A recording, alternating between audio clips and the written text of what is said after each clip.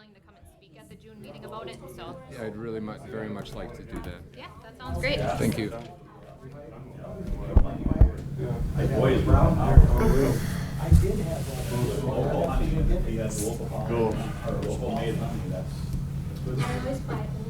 Yeah, I don't blame them. We are at the mercy not only of the clock, but of the automatic television click-on studio thing. Are we waiting for them? I think you're on because you have your mic on. No, the mic was on before, so they'll Talking about things that shouldn't, so I push it off and Where's our turn new it back on and HR we'll get a watch. director? Congratulations, I didn't get to tell you in person. Thank you. This damn thing's a minute slow. Okay, yeah, there we go. Okay, then it'll be 2:30 when John turns the minute hand to, okay, now it's 2:30. All right. All right, everybody, glasses on. Here we go. Oh, I can read my list. So this is the May meeting of the Personnel, oh, there we are, right there. We're on TV now. Of the Personnel Bargaining Committee. I'm calling the meeting to order at 2:30. And this, by the way, I had a little chat with Mr. Johnson. For the next 3 months at least, we can determine when, we don't have to meet in the afternoon. We can determine whenever we want to meet, so. Pardon? 7 o'clock. Yeah, and then you can get out on the golf course right afterwards. So I'll certify the open meeting laws have been met. As far as I know, we don't have an amended agenda. It's a 13-item agenda. I'd entertain. There was an amended agenda. How many items are on the amended agenda? There is an amendment? 14, yes. Okay. Do you have a copy I could have a look at? I'm sorry. That's okay. I suppose I was supposed to I had emailed it out. illegally copy it off my computer. Okay. The next thing we're gonna talk about, actually, number 5. Got it. Oh, there, yes, as per the county board, okay. Move to approve the amended agenda. Okay, a motion and a second, and that newly added bullet point is number 5, Emergency Management Director position, permanent full-time position for discussion, possible action. All right, all in favor of approving the amended agenda, say aye. Aye. Opposed? Okay, we've got 2 sets of minutes from the regular meeting on the 15th and also from the interview minutes of the 29th. Move to approve both sets. Okay, I'll second. Johnson and Nutter to approve. Any discussion, corrections? All in favor of approving the minutes, say aye. Aye. Aye. Opposed?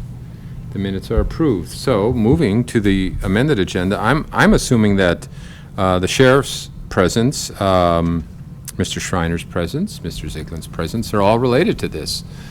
So, who wants to start it off? Well, it's my proposal, I guess. I can approve, or I can concur that Mr. Schreiner is present because of this. Not sure about Mr. Zieglin. I don't know if he's here for this part or not. And I have Lisa Olson McDonald. Looks like she is appearing remotely. She is the regional director for Wisconsin Emergency Management. That answers who Lisa Olson McDonald is. Yes. So this comes from my proposal to the Law Enforcement Committee, which was approved here a week or 2 ago. About a year ago, a little over a year ago, I proposed to make the 3/4 time emergency management director position a full-time position at that time because of the added responsibilities due to COVID. Right. Primarily working with Wisconsin Emergency Management and procuring PPE. Back in December, I presented a resolution to extend that full-time position through June 30th of this year, primarily because we didn't know what the extent of COVID was going to be, when it was going to start being less of a tax on emergency government, and whether or not the possible funding of it from FEMA or reimbursement from FEMA would be there. It all appears now that we are on a downward slide. I don't know, I've not heard of any extension of FEMA funding for stuff like this. And back again, about the same time I made this proposal last year, I also did make note of my intent to, at some point, bring forward a request to make this a permanent full-time position. And the reason being is that there are duties of a emergency government director that are not being completed because of the three-quarter position not allowing enough time to do stuff like that. And that's why I've asked Mr. Schreiner to be here today and Ms. McDonald to talk about some of those added benefits that we would see if we had a full-time emergency government director. Dan, you want to take a swing at this? Sure. Turn your mic on, though, if you haven't. I was the county's emergency management director from September 15th, 2007 until April 20th, 2020. Yeah, 13 years. Yeah. The last 9 of those, I was also the administrator for 911 dispatch. But in that 13-year period, I noticed one thing in particular, and that's our weather events were increasing in both severity and frequency. I can remember growing up, if you got an inch of rain, it was cause for concern. If you got 2 inches of rain, holy cow. Head for the hills. Yeah. In that 13-year span as emergency management director, we could do 2 inches of rain standing on our head. It was the 10, 11, 13 inches of rain that caused not only a lot of concern and problems for farmers, but problems for everybody, including our infrastructure. The fact that the position is 3/4 time basically allows whoever's in that position to be responsive and not proactive. One of the most important parts of the position is working with local governments, the staff that is employed by the local municipalities, and working to educate everybody in the county on how to mitigate, how to plan for these eventualities. It's problematic at best if you start thinking about what you're going to do after you need to do it. And those were the things that were frustrating because the position was 3/4 time. The state, and Lisa will back me up on this, I'm confident, is advocating for full-time position statewide at all the county levels.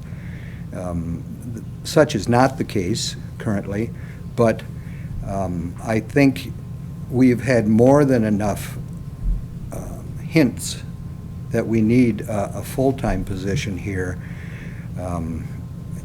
And once that happens, there are other things that need to happen, but such as equipment and a vehicle, et cetera, because it is problematic to respond to an event if you have to go to the county courthouse first to round up your stuff, to put it in the vehicle that's available, if there's one available, and then go.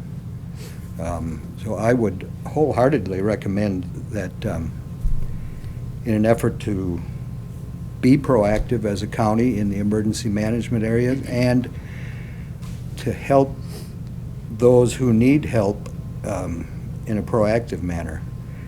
Humans are notoriously short-sighted, have short memories. COVID really set us back and took us by surprise, and there's no reason it should have, but it certainly did. My concern now is that A, we relax too soon, and B, we forget about what happened in the last 12 to 18 months to be in a much better position should this occur again in the future.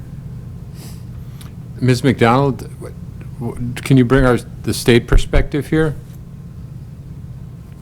Sure. Can you hear me okay? Not quite yet. A little more volume. Yeah, I think they'll probably turn you up in the TV studio. Go ahead. Okay. Oh, Dan there, summed good. it up very nicely. My agency, Wisconsin Emergency Management, administers the FEMA grants to each of the counties and tribes in the state. And we have always taken the stance to encourage that county directors are full-time. And I would say that other counties of similar size and population do have full-time directors, such as Trempealeau County, Taylor County, Clark County, Monroe County, and so on. And Dan said it very eloquently, too. If you have a full-time position, you can do a lot more. And there are two different types, well, there's many different types of FEMA grants, but one of them is the planning grant, which pays for half the salary. The other is disaster grants, and that's after you get a federal disaster declaration. And there's been a lot of proposals lately to make that more difficult, which makes it more difficult for the locals to seek disaster assistance. So Dustin's job's about to become a lot harder should that pass the federal government. So it would be incumbent upon him to find other ways of assisting the community should disasters happen as well. And I'd be happy to answer any questions. The other point I wanted to make was the grants that my agency administers, of which pays for Dustin's salary, the work is almost identical between part and full-time. So as far as, and that is why we say we encourage people to be full-time, is there's quite a bit of work to be done. It was never really designed to be a half-time position. And again, I'd be happy to answer any questions. Is anybody on the committee? Yeah, Jeannie. I don't really have a question, but I totally agree with what Supervisor Schreiner said. We need to develop more long-term vision for the county instead of short-sightedness and just putting Band-Aids. I think doing long-term planning in the area of emergency management, this is probably not going to be the only pandemic we're going to experience, maybe in my lifetime since I'm old, but you know, I really support this becoming a full-time position so we can do some long-term planning and be prepared for whatever we have to deal with in the county. Anybody else? Questions? Yeah, sure. I would just like a couple more comments here I'd make. Sure. So this is not in the form of a resolution because I'm not asking for any more money at this point.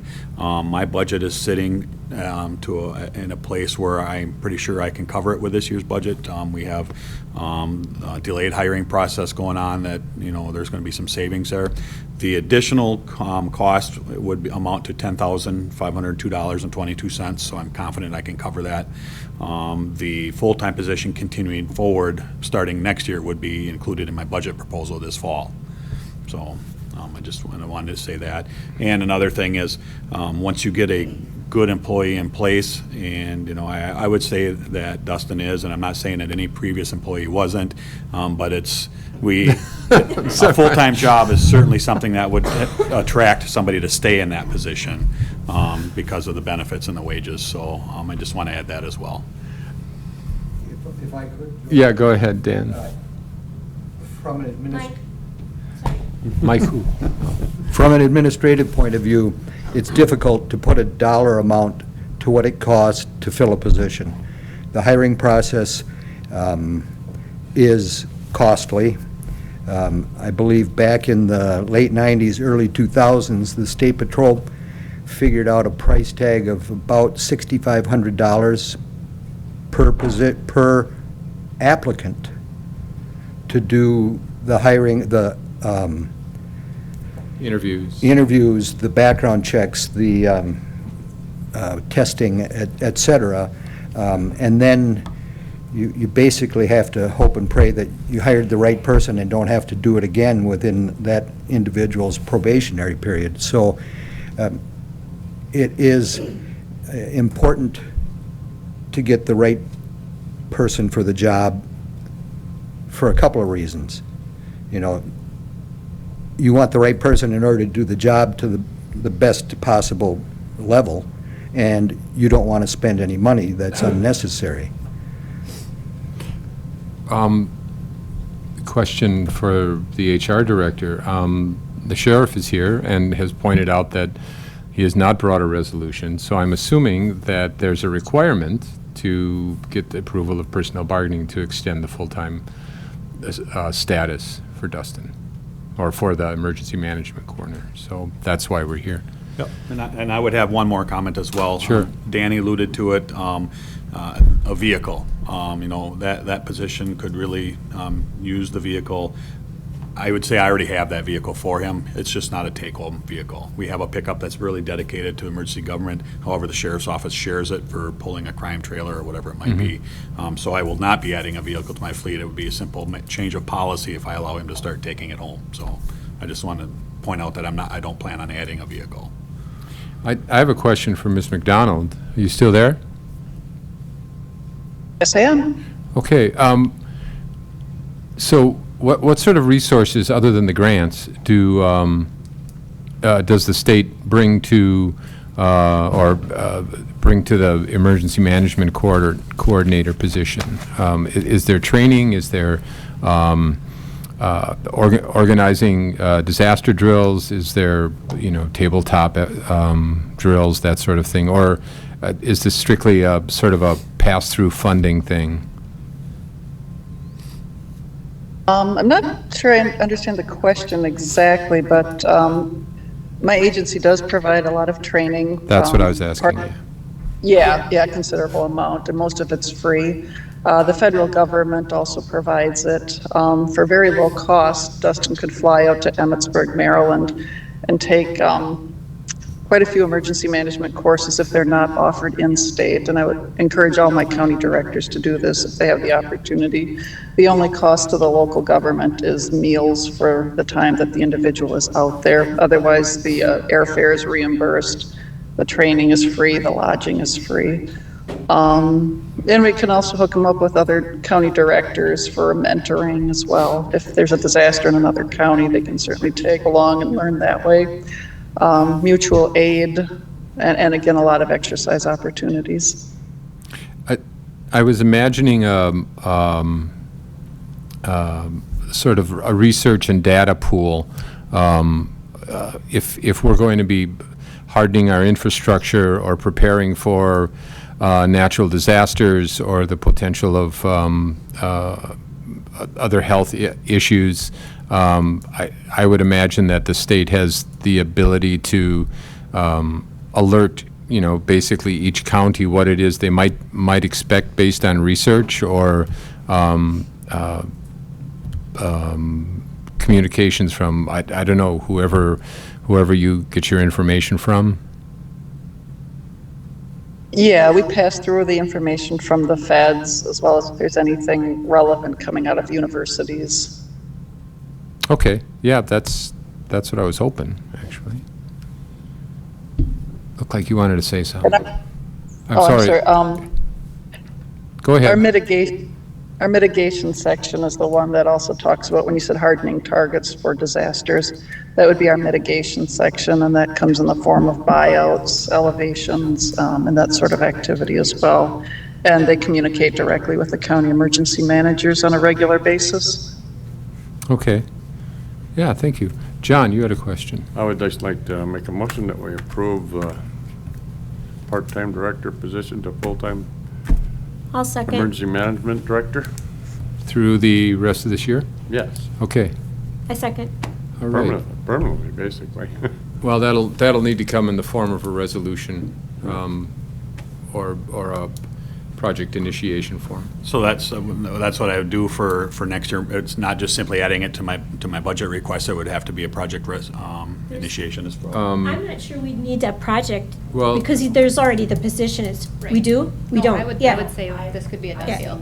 Yeah, Okay. we It just, will be in full position now, it's nothing new. Right. Correct. As of this point. right. Okay, good. I noticed there was you don't have to do one that. here, so I wanted to be sure of that. So we have a motion and a second to approve the extension of the full-time status of the emergency management coordinator through the end of the year.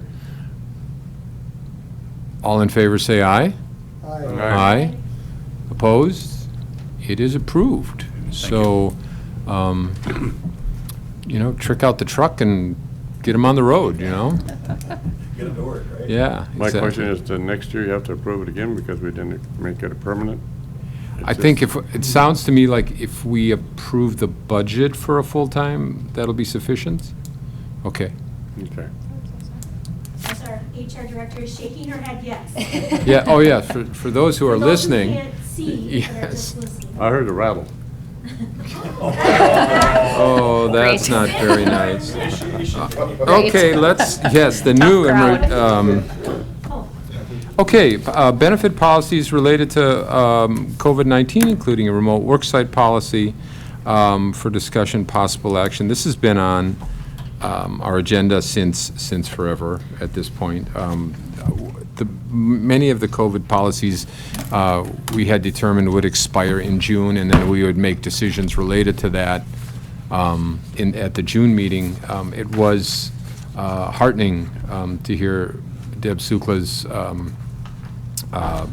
talk at the county board meeting congratulating us for staying open as a county, but also, and then I got to thinking afterwards, by making it possible for our employees to continue to work from home with the remote policy, as well as for the extended benefit policy. So I'm going to turn it over to Krista now, who's got lots of notes, I see. So I have a couple different items to talk about under this agenda item. Turn your mic on. There we go. Was it on? Okay. So a couple different items to talk about under this agenda item.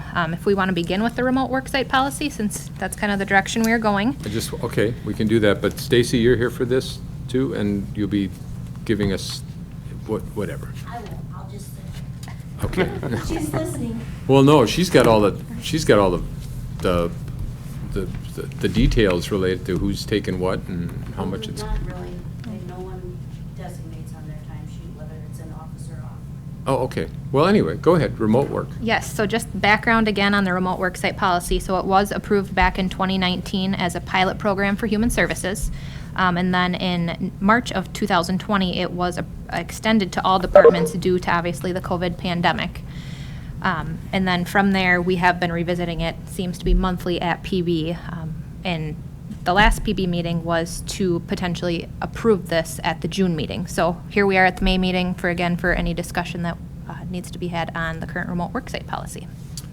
Can you tell us how it's been working, and have there been any hiccups? This was a great, we've had this opportunity for a learning curve here. Yeah. I guess from an HR standpoint, I have not heard a lot of concerns with this policy. I do believe it is a good recruitment tool for us as a county, as long as this policy is being adhered to, as well as departments are continuing to get in those remote worksite agreements, and those are being kept on file within Human Resources. I fully support this policy. Is Deb here? Deb is not here. Sheriff, do you have any input on this as a department head? I'll just say that it really only affects 3 of my employees, and they certainly can do just as much from home as they can from work because of the digital age that we are in, and it has worked out well for us. I would support it as well. And I really don't have much to offer other than that, though, because of the simple few numbers that I have involved in it.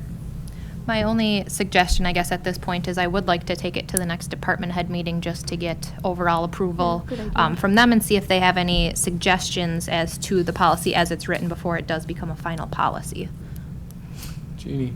I think in the June meeting, it would be good to have Deb here to talk about how successful it's been in human services.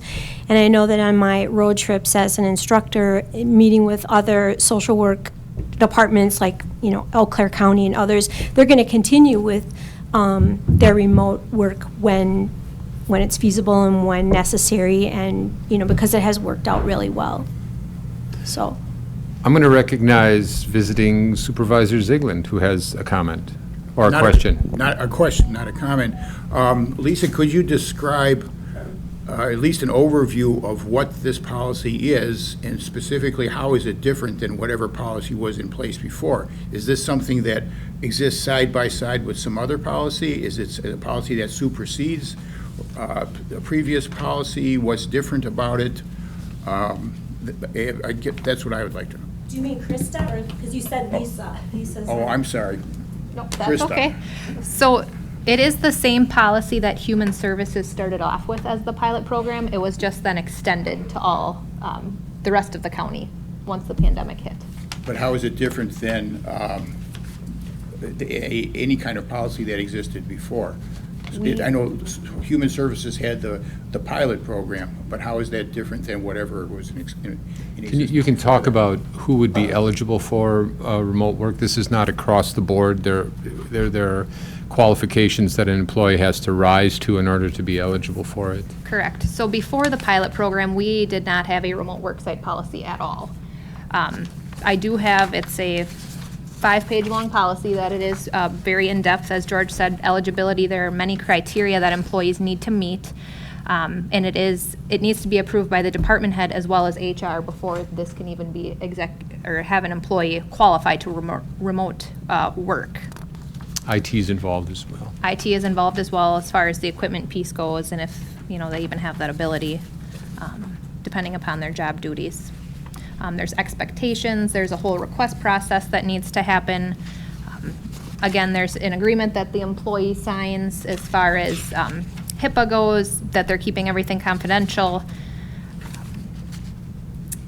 Trying to think what else. Does that help answer your question, Tim? Yeah, I have another follow-up question on that. Is there an agreement the employee signs which the employee agrees to be available during certain hours? Correct, yep. Because when the employee was required to be in the building at 8:30 or whatever, and he could leave at 4:30, we knew where that employee was and what that employee was doing. Now we don't. I mean, with any working remotely, we don't know. But I remember seeing this in your office a week or two ago, but I just want to bring everyone's attention to it. The employee does agree to be available for X hours or at X times during the workday. Isn't that correct? That is correct. So they, on their agreement, it's a 5-day schedule, and they literally write in the dates and times that they will be working, so that's very clear. Every employee agrees to that? Yes, they all need to have a remote work agreement on file for them to be able to work remote. Thank you. Just for clarification, the Human Services started this before the pandemic. I mean, this policy was put in place before COVID because we felt it was important to give employees, there's many reasons why we did this, but it makes delivering services to clients smoother, and workers are more accessible. And in Human Services, we know where people are because there's a WSAQUIS database, which workers have to enter all their home visits, and those are monitored by the state. And if it's not documented, it didn't happen. And I think when COVID hit, many people had to work from home because there wasn't any other options. So it's been very successful in Human Services, and I think across the board, I have not heard any complaints from department heads that people aren't doing their work. And the people I have contact with, I know they're working because I get emails from them, and we have a lot of contact, so. So the next department head meeting is when? Say it's next week, Thursday. Okay, next week, Thursday. When is it, the 27th? Yes. What time? 10 a.m. So bring back and invite department heads to come to the next personnel bargaining committee meeting. Okay, we can do that. Take notes, but also invite them if they have concerns or if they just want to say what a great thing it is. I can do Okay? that. So there are other COVID policies or benefit policies related to COVID, and the one we're probably going to talk about now is... Yes, our face covering policy. So Okay. the COVID committee met on the 14th, and Sheriff, I'm glad you're here because I was unfortunately not able to be at that meeting. And the COVID committee did make some changes to our current face covering policy for employees. It has been changed to state that it is now encouraged that employees wear a CDC recommended mask or cloth face covering while in the workplace. And the decision to wear or not to wear a face covering is a personal choice of an individual employee unless a department or supervisor directs otherwise. So that was the recommendation set forth by the COVID committee. And it was Sally Miller who pointed out at the county board meeting on Monday that the COVID committee was charged with making arrangements to, or was concerned with the health and safety of the people and the employees and the people who come into the courthouse. And that was pretty much the extent of their charge. So this is related directly to that. Correct. So beyond that, my understanding is, clearly, since none of us are masked, that it's also not required by visitors to the courthouse to be wearing? Going to turn that over to Sheriff since. Okay, yes, there we go, Brett. We'll just throw that hot yeah. potato over there. The COVID committee, I think, makes the recommendations to the county board. It's actually a county board rule. So the COVID committee met and to bring it in more alignment with the CDC guidelines and the changes to that is the basis for the decision. So basically, they're recommended to the county board that to be more in line with the CDC, visitors and employees would fall under the change of procedure, so. Okay, thank you for that clarification. And I think the health department just sent something out today, but I haven't Mike, had a chance to Mike. read it. Oh. There was an email from the health department, but I did not have a chance to read it before I came here, so. Because they've been sending out stuff pretty regularly Yeah. since the CDC issued its new, I mean, it's not, the CDC just makes recommendations. They don't change rules or laws or whatever. But, and if you're fully vaccinated, you should be okay. Another COVID-related policy has to do with COVID time off. Overall, how many hours did we apply to that for the employees or offer to the employees? We had, let me pull up my other policy. 240 hours were extended to employees. Those are set to expire the end of June. So that is something else that we will have to be revisiting at our next June personnel bargaining meeting. Stacy, do you have any numbers related to that? I didn't bring it. It is scattered, some are completely out and some haven't used any, so. Okay, that's, well, I that, mean, that, The only thing I think of is if you're not vaccinated, someone should be allowed to keep them after June. That would be my only suggestion, but, because I got sick after my shot, but. Just a thought. Did you get both shots? Yes. But you got COVID after your shot? No, I. Oh, just I a did get reaction sick. to the shot, Yeah. okay. Don't scare me. okay, so we'll need some breakdown on numbers and also get some feedback from the department heads as to whether they feel it would be appropriate to either extend it or whatever. Sounds good. We can do that. I'll run those for you, Krista. Okay, thanks, Okay, Stacy. thanks, Stacy. Anything else? That's see all I you checking have. things off there. Okay, any questions for Krista related to those? We'll be making those decisions next month. That sounds good. Okay, thanks.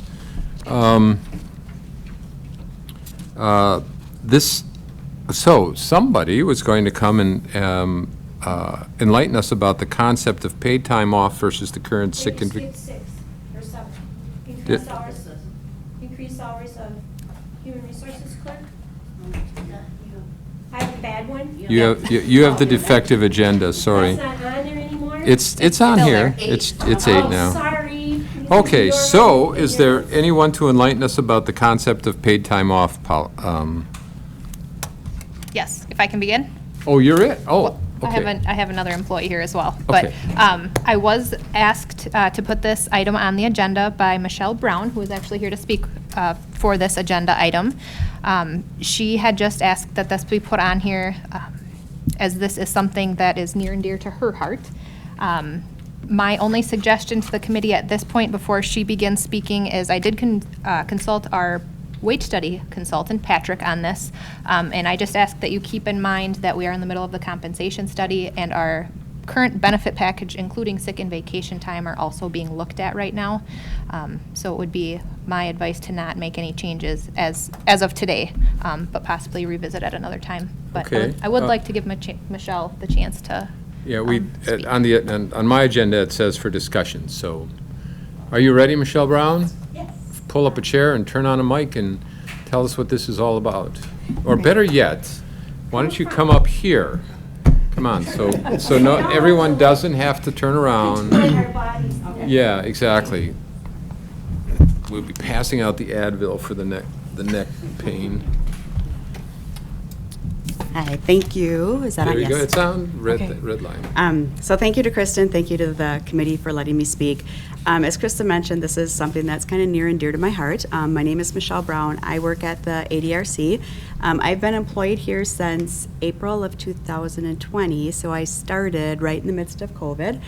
I was very grateful that the county stayed open and we were able to do our jobs. It's been a great experience working here. But I also know that we do struggle to get employees in some of our positions, and we struggle to keep employees. And one of the concepts that I have experienced throughout my 30 years as a social worker, I've worked in the private sector and I've worked in the public sector. And in both of those places, I've had employment positions where we've had sick and vacation time and where we've had paid time off or PTO. And one of the things that, I guess there was a few points that I just wanted to mention about it. And I know that I am not necessarily in the majority. I even know in the ADRC that there's people who are pretty apprehensive about seeing any changes happen to their benefits, particularly their sick time and vacation time. And I respect that. I also look at kind of that picture of some of the challenges that we seem to be having with bringing good quality staff to our county. And as I look at one of the benefits of paid time off versus that separation of sick and vacation, when we have paid time off, that means you can utilize your time off however you wish. So your hours are in one bank, and if you are sick, you can stay home and you use your PTO. If you have a family member who's sick and you want to care for them, you can stay home and use your PTO. It really puts the responsibility and the onus onto the employee to manage their time off, which frees up time for managers to not have to micromanage that time off, verifying is somebody really sick or did they call in for some different reason, and then what do we do about that? Paid time off takes all of that off the table, and it empowers staff to be responsible for their own time off and to be responsible for managing their own work-life balance. I think that that's very important also as we look at hiring staff who, so I guess when I think about social workers, I'm a social worker, coming out of school, these are people that we are giving the ability to impact people's lives, our community members' lives. CPS workers are in their homes and they're helping those parents become better parents, or helping them overcome some of the challenges that they're experiencing. Behavioral health is doing that. We do that at the ADRC. We are responsible and able to do those things for the people that we're working with. I think we should be responsible and able to also manage our own time and be able to find that work-life balance. It's difficult to do that with the separation of sick and vacation because I may have a day where I've just had a lot of things happen in my life and I just don't know that I could be 100% at work, and it would really be better for me to stay home. But I really don't have the option to do that if I don't have any vacation time because I can't use sick leave in that capacity. I also think about attracting younger staff, and I always have been in places where I've been one of the youngest, and now I'm one of the oldest, and that's been really a different experience. It's a difficult experience. It is very yes. difficult, yeah. And so I do think, too, when I talk to, my children, who are all adults and all in the workforce, some of the things that they really appreciate about their employer is having that flexibility to find their own balance and to not be confined by having to say, I'm calling in sick because I have a doctor's appointment, but to just be able to do it about themselves, to say responsibly, I'm not going to be at work on Tuesday, and that needs to be the end, and that can be the end of it. It isn't up to other people to have to figure out and fetter out, is it appropriate use of sick time or not? People can have a dentist appointment in the morning and decide to go out for lunch with a girlfriend and then use their PTO. And again, that's all an appropriate use of PTO. But when we have sick and vacation separated, then they have to separate how much time was that with the dentist and then how much time was I with my friend, and then being able to account for those times under sick and vacation. So I guess the other thing that I will mention is, because I have seen this experience again in other employment that I've been in, when people have been with the county, and I think Trempealeau County is blessed that they have a lot of staff here who have been here for a really long time, and that's wonderful. And those people have a bank of sick time, and I know that some of the people I've talked to are concerned that they don't want that to go away, and I haven't seen that go in the way in the past. That bank of sick time stays there, and it's still be able to utilize for sick leave. But one of the things that I've heard in other employments is it also causes the county to have to maintain, and I don't know the right terminology, but have to maintain a certain amount of money because they have all this sick time on the books. When people have the ability to use PTO, that may result in not having quite so many high balances, that in the long run then can help benefit the county to not have to keep so much money on the books in order to make sure they can pay out those staff people who have high balances of sick time.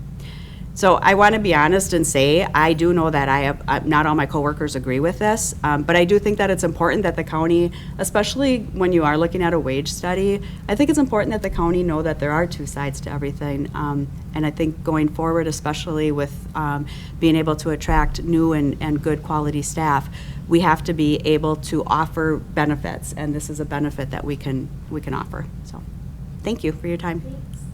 Any questions? You hit us with a new idea. You can see we're overwhelmed. I'm glad.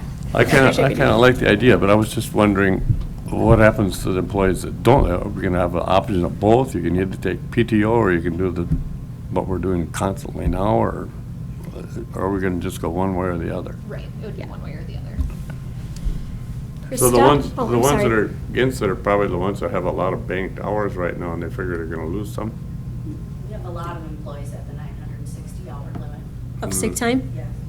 Right now, currently out of our roughly 200, they're not all full-time. There's 80,000 hours on the book, and 23,500 are vacation, and 56,400 are sick leave. Wow. Well, and we see that in this committee when people can't take their vacation and we have to like weigh, do they lose it? It can, and you're right, you are right. When somebody leaves, there could be a huge payout because they haven't taken any of their time off. But we don't pay out, sick time isn't paid out at 100% No. or If you retire, it's paid out 480 hours at your wage. If you resign or quit for another job or are terminated, it's 240 hours at $6.25 an hour, 1,500. We put those caps on to limit Yeah. people, so when they left, sorry, I didn't want to talk. They put those caps on, so when people left, they weren't paying out $15,000 for sick time. And that's the same reason that they put the cap on vacation, was so we didn't have huge payouts at retirement. Supervisor Schreiner is with us. This was an issue administratively when I was an administrator. You reach the limit on sick leave. If you don't use it by the end of the year, you get paid out, I think it's $50 a day. $6.25 an hour, yep. Which was, when I started, was an increase in what I was making a day. That's no longer the case, and you have a tendency to see an increase in perhaps not such legitimate use of sick leave in the year, rather than taking the $6.25 an hour. They take a sick day and they get technically significantly more than $6.25 a day. The going rate was, you could pretty much figure an average of 5 to 6 sick days a year per employee, regardless of whether they're sick or not. That's how it basically played out overall, and that's what I used as a supervisor to figure out my schedule and figure out my budget. PTO may take care of that issue. It's not a huge issue, but it is an issue. Krista, is this something we can talk, or you can talk, or there can be a conversation with the wage people? Yeah, absolutely. Good, okay. Tim Robertson has brought this up to me before, and I believe he went through it when they were changing over in Eau Claire County. And the reason they hesitated or maybe didn't do it was because they figured they were going to have to pay those people down from that sick hour, because you're going to have a cutoff again of 960 or whatever. I don't think he's on to comment, but he's a good one to ask about it. He's been saying that since day one. That he supports PTO? Yes. Okay. It's nice and clean. I mean, it's something that we should Don't keep talking decide about. today and have me change it tomorrow. No, you can't. It's not on here for possible action, discussion only. I think it's a great idea, though. It's something we should definitely look at. And I think employees would really appreciate it, you know, to just, I'm taking a day off. You can't just call in and say, you know, what? It means, it would be more planful and more responsible, so yeah, you're right. So Krista will be talking with our wage and benefit compensation study people. And I'm guessing what, Jeannie, you want to clarify what she should be talking to them about? Well, I think just to throw it out there to them that this is, you know, it was a discussion. I mean, they're really good about, and I'm sure they've had experience with other counties that use PTO, and I mean, would give us some good feedback. Is this a good thing for our county? Because they're looking at everything, so they can say, yeah, it's going to put you, you know, $500,000 in the hole if you switch right now, or no, this is a great thing and you should consider it. I mean, I would like to hear what they have to say. Absolutely. Okay. I would say that if it's gonna affect sick leave balances, enough leave time, so people that are close to retirement can make the decisions they need to make, if that would have an impact on them. It's not me, I'm just thinking of other people. Don't get your hopes What? up. Don't get your hopes up. You told me you were never going to retire. Never. Also, I think it's a new young workforce thing. People who have been here a long time have the huge banks, and people that have not been here a long time get 4 hours and use 4 hours. We actually don't even get 4 hours. We get 3.7. 3.7, yep, 12 days a year. Yeah. I'll say, even as an older employee, because I came here just a year ago, it's really been a struggle for me balancing, you know, I have grandchildren, and so balancing my ability to be helpful to our adult children with my responsibility to my employer. It's difficult, so, yeah. Thank you for your time. Okay, thank you for bringing that to us. Can I comment on that? or- Yes, yes. I just, I would like the department heads to talk about this as well. Right. I can see some potential impacts in my office that are unique to my office, and I think we should talk about it, so. Oh, yeah. Actually, well, I can't speak. Half of your people are under a contract, so that would be a bargaining issue with them. And if we don't do something, if what we come up with is not equal to one another, it starts a divide Right. in my office, You so. can't have that. Yeah, and then another issue is I have minimum staffing levels. With PTO, do I have the right to deny requests like I can now with vacation because of minimum staffing? Under PTO, would I have that? That's the kind of thing I gotta get addressed. Making notes over there. Got notes. Okay, yeah, we're getting a full house. Aren't you glad you took this job, Krista? I am so glad. Okay, thank you.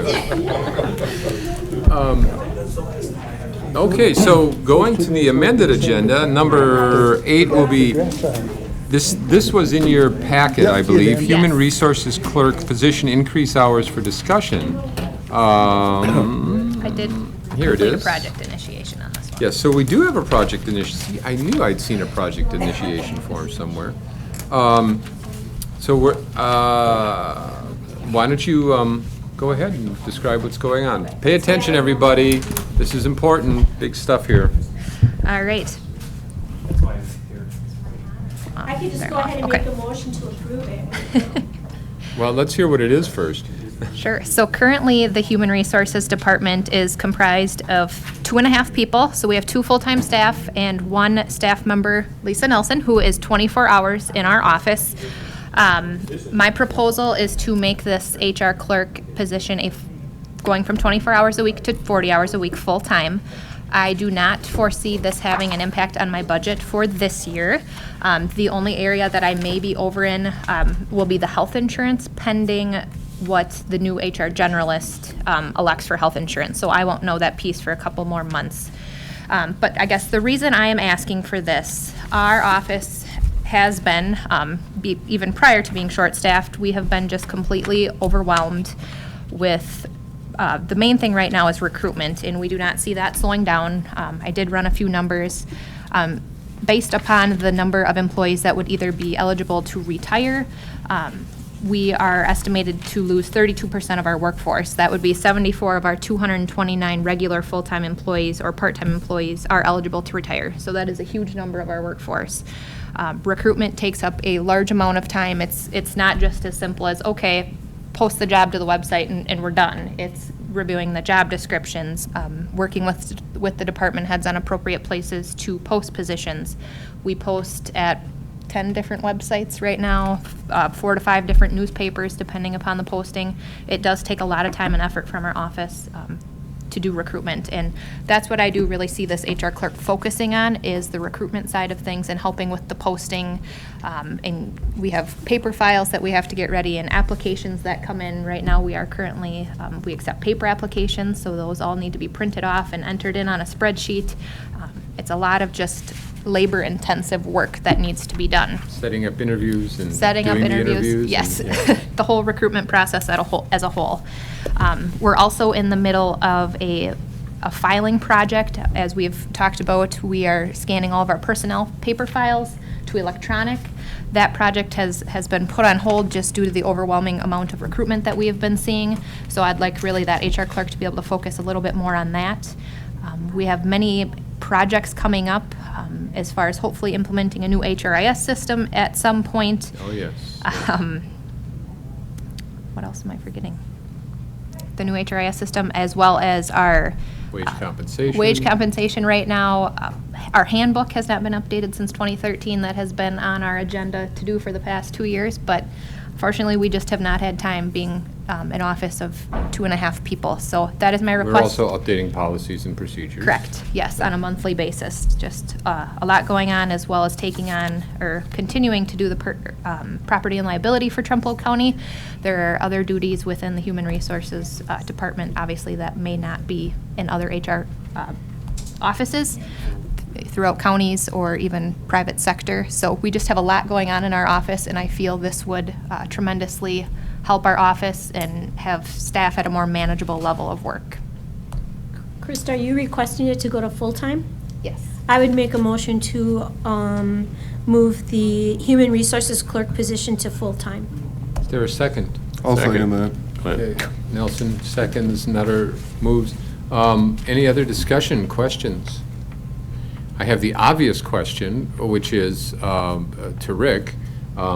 Lisa is currently filling a full part-time position in the Corp Counsel's office, and unless we are assuming that she will be working 56 hours. Oh, yeah. Good, I can I do forgot. Put it all right, yeah. You'll be working 40 plus 20, 60 hours a week. And I'm going to apologize, I have court at 3:30, so I just got a couple of minutes here to give some input.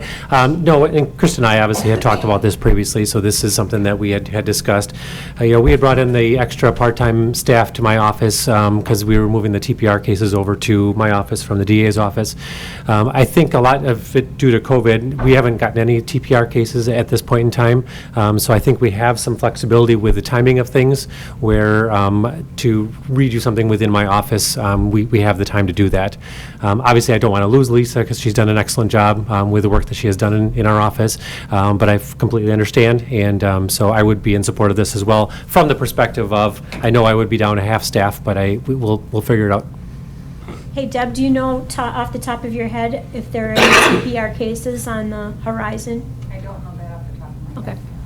I know that when we talked about. They're gonna, he's gonna come out here and put a microphone in front of you, so We're gonna just have to sit start down waiting and, now. There you go. yeah, there we go. I don't know for sure. I know when we talked last year about moving this over, again, knowing how many are for TPR is based on how long the kids have been in out-of-home care. So I believe this year we might only have a couple cases. Next year we'll have more, but this year we'll have probably maybe a couple cases of it. Last year I think we had like 4 or 5 maybe. Okay. Thanks. So we have a motion and a second to approve the project initiation form, the request for making the clerk position, the human resource clerk position, full-time. Will this need to go to the county board then? It does not have an impact on my budget as of right now, so I would assume no. No, Okay. Stays right here. All right. In which case, all in favor of approving the increase to full-time, say aye. Aye. Opposed? All right, that's it. Welcome to full-time work in the HR office. Would you like me to make the motion to go into closed session? Yes, we are at that. I just want to clarify here. County Board Supervisors are allowed to sit in on any closed session. I'm assuming, Ms. Killy? I was going to make that request. Okay, you two are invited to stay, obviously, or able to stay if you wish. Paul, are you here for? I'm going to leave now, too. Okay, I was just commenting to Deb if Lisa has to turn in a resignation for her part-time job in corporate, it probably would be a safe step. Yeah. Do we have an effective date on that as well? They didn't do that, effective date. Let's make it, could we do June 1st? That's pretty soon. Yep, that works. Okay. okay. So, Ms. Nutter, if you care to. I would propose that we go into closed session per Wisconsin statute 1985, parent 1, parent C, to update the committee and consider employment, promotion, compensation, or performance evaluation data regarding county personnel issues. Is there a second? Second. Second by Johnson. This will be a roll call vote. Nutter? Yes. Johnson? Yes. Nelson? Yes. Hassan? Yes. Brandt? Yes. Okay, we're in a closed session. You'll have to clarify whether Lisa, if it's appropriate for Lisa to be here, or will you be the? Yes.